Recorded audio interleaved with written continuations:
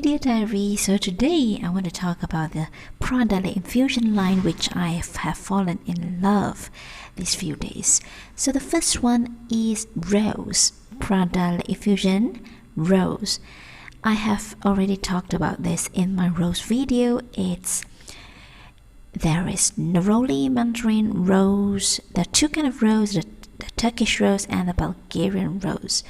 So this is a very springy, airy, but rather, it's like playing hide and seek kind of rose when you thought it's gone, but it's really there on my skin.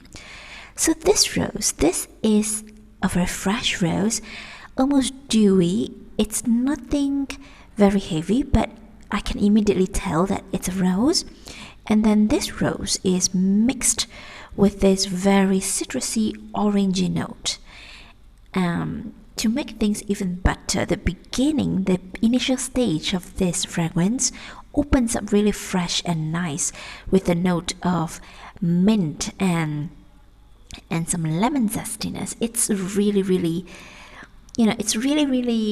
calling the spirit of spring to jump out, and it's really enjoyable when it dries down to this very dewy, springy morning-like rose.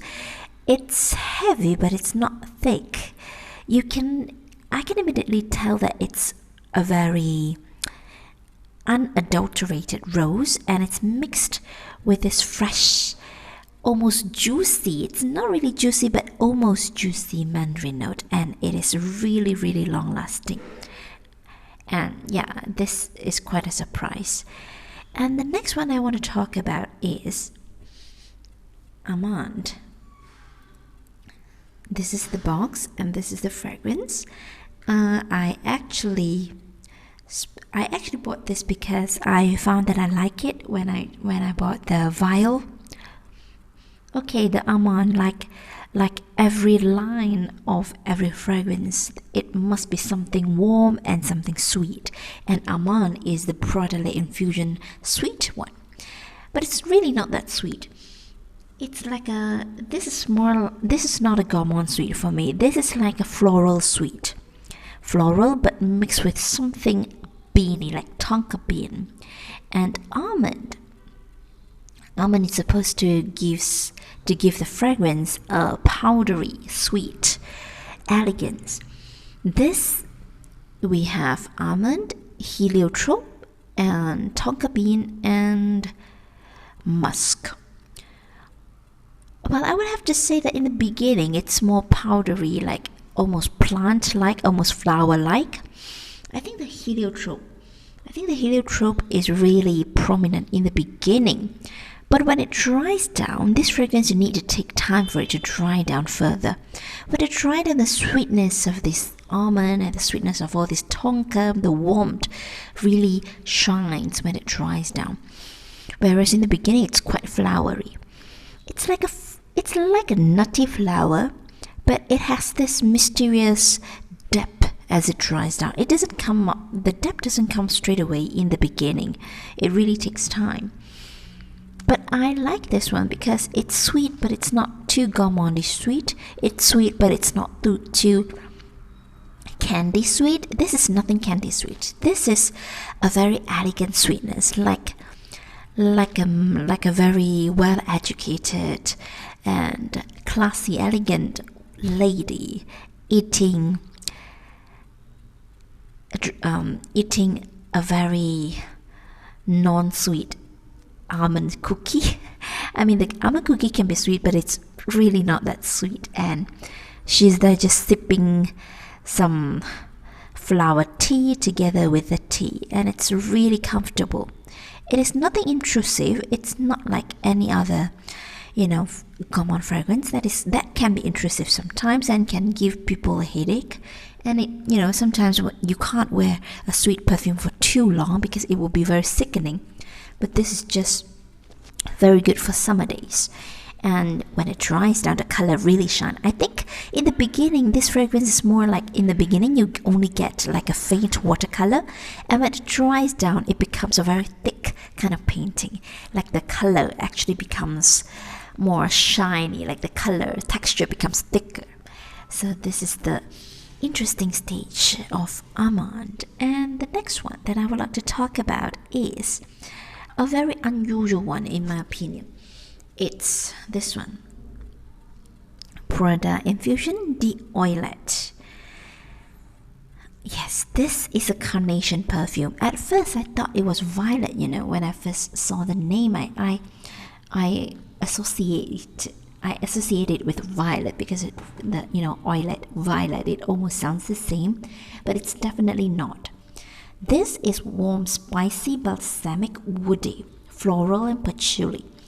So if we look at the note breakdown, you will get definitely carnation. Carnation is definitely here, and sandalwood, yes, and styrax, patchouli, and mandarin. Well, I would have to say that mandarin is really not that prominent, but in the beginning you get this spicy, but not like making you sneeze kind of spiciness, but it's more like not like curry, not like cooking culinary kind of spiciness.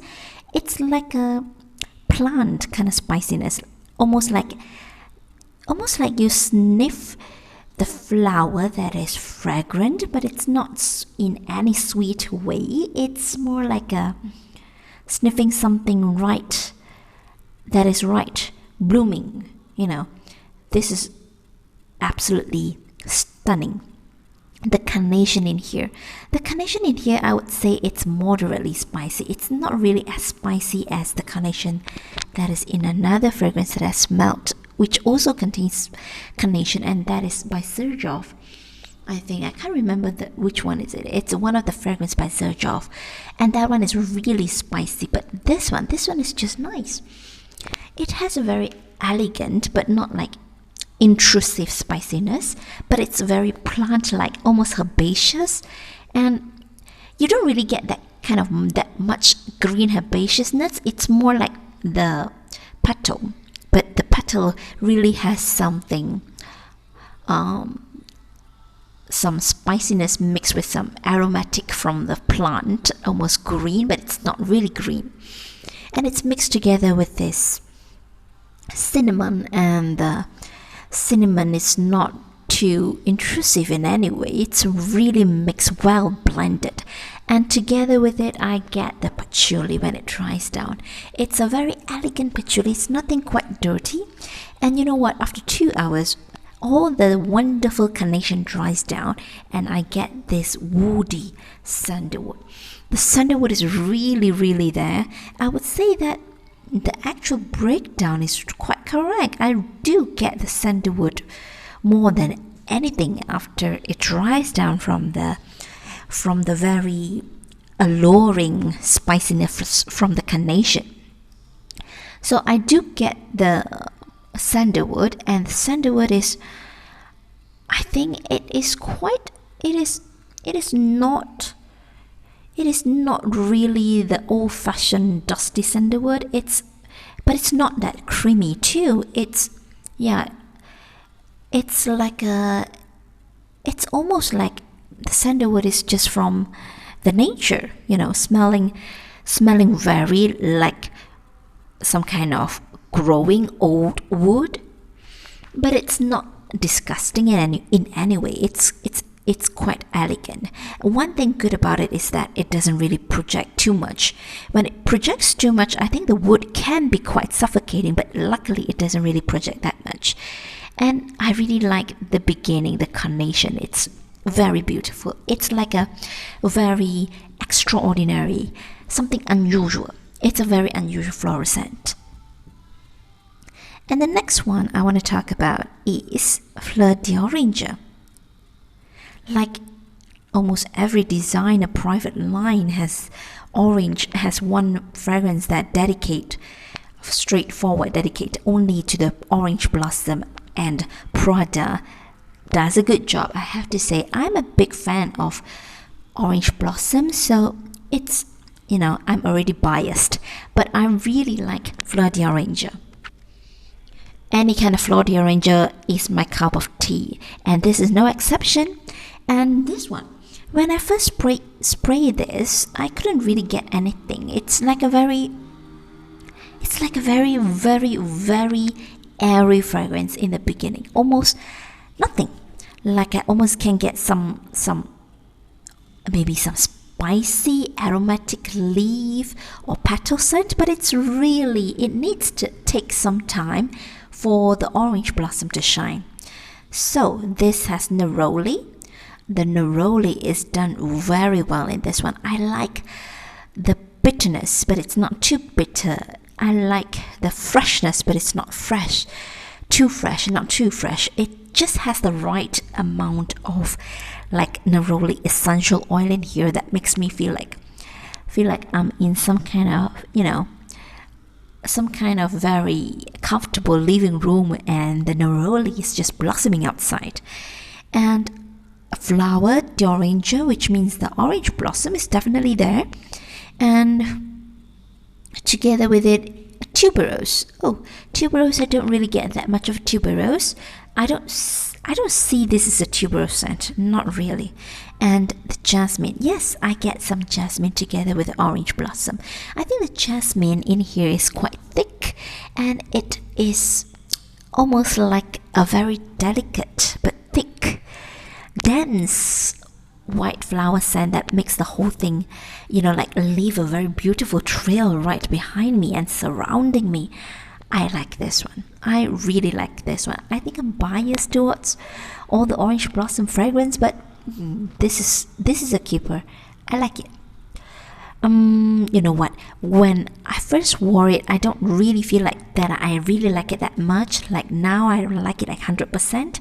When I first wore it, I think I kind of like it like 50%, because there are other Fleur d'oranger fragrance like the Serge Lutens one and the Hubergant one, and that is very much grapey and more, and it projects more, it's louder. This one is really close to the skin, but you know what?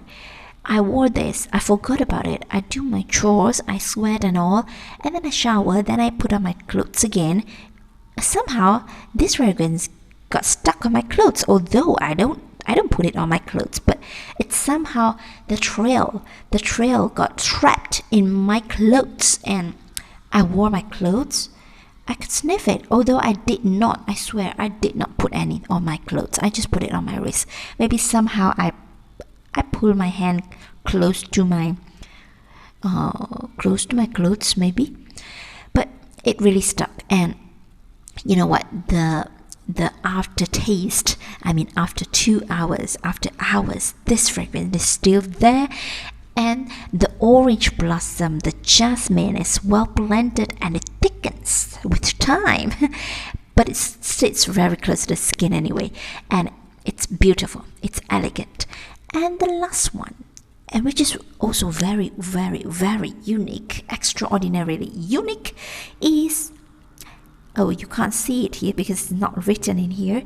All of these are minis, by the way, and this is Mimosa.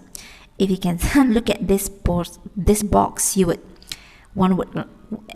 it's already evident that it has gone through the test of time in my purse, in my bag, in my pencil box. Yes, I keep this in my pencil box. So, this is a good one, Mimosa. This is the one that makes me feel very, very, very special. It's very, Mimosa is not really featured in, it's not really a common flower note, I feel. Like, I own many floral fragrance, but Mimosa is just sometimes, they are just like, like some kind of like, not the main character, but something like added to make the whole composition a bit powdery, a bit tangy, a bit green. But in this one, Mimosa takes the center stage, and that is why I like it. So according to the note breakdown listed on here, it's anise in the beginning. Yeah, I do get the anise. It's not the sweet anise. It's really a true anise. don't make the assumption that this anise would be something like a little and picker, a bit sweet. No, it's definitely a very straightforward anise. And together with anise, it's mandarin. But truly, I would say it's quite aromatic and bitter. There's nothing sweet and juicy in here in the beginning. And when it dries down to the middle stage, we have mimosa and rose, absolute. So, the dry down. The mimosa, the mimosa is really beautiful in here. It has this almost, like when you're sniffing flower, but the flower does not have this petal like rose, like peony, like carnation. The flower just don't have this petal. It feels like the flower is just, it's just something like something budding from the grass, almost like that. So it is quite herbaceous in a way. It's herbaceous, but it's not really herbal. It has some sweet floweriness, almost powdery and almost green in some sense. But yeah, it's really nice. It's like plucking the plant just straight from its growing environment, from its soil, or from the earth or whatever, and just sniff it. Oh, and it has this wet effect. It almost takes me outside, although now we are having movement restriction in Malaysia, which forbids us to go outside. But this just takes me out from my home and brings me to a place where it has just rained and the soil is still wet, and I pick up all these small budding yellow, not really flowery flower, and sniff it. It's just refreshing and fun, but it's not not childish, not childish, not candy in any way. It just brings innocence back. It's clean in a way, but it's really enjoyable. Like, it's really innocent. Yeah. And together with the mimosa, there's rose listed, but the rose is not really the center of the show. The rose is just like adding some color, maybe to make it a little bit fuller. And I think the mimosa and rose combo is quite good. I mean, it's really excellent because it still features mimosa. It doesn't let the rose take over. So it's a very good yellow floral fragrance. Yellow flowers, I always have a weak spot for yellow flowers. I like frangipani, I like ylang ylang, and mimosa, I like it. It has this exotic but straight from the soil kind of feeling, like almost fresh, almost green, but there's still some sweet powderiness. It's not as powdery as iris or violet, but it's quite juicy as well. Okay, so enough of me blabbering on about this one. So if I were to rank them to my favorite, I would say Orange Blossom, the Fleur d'Oranger would be the first one, and then Mimosa and Oillet. I couldn't choose between the two. I would put them both in the second rank, and then I would put Rose and Amande in the third ranking. So all of these, I love them, which is why I purchase many of them and collect them. Yeah. If you're peeping into my diary, I would really like for you to subscribe, and if you have tried this before, do let me know which one is your favorite. Okay, that's all. See ya. Bye bye.